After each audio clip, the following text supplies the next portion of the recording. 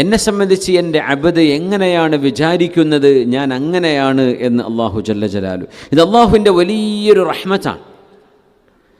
നമ്മൾക്ക് വിചാരിക്കാൻ വലിയ പ്രയാസമുണ്ടോ?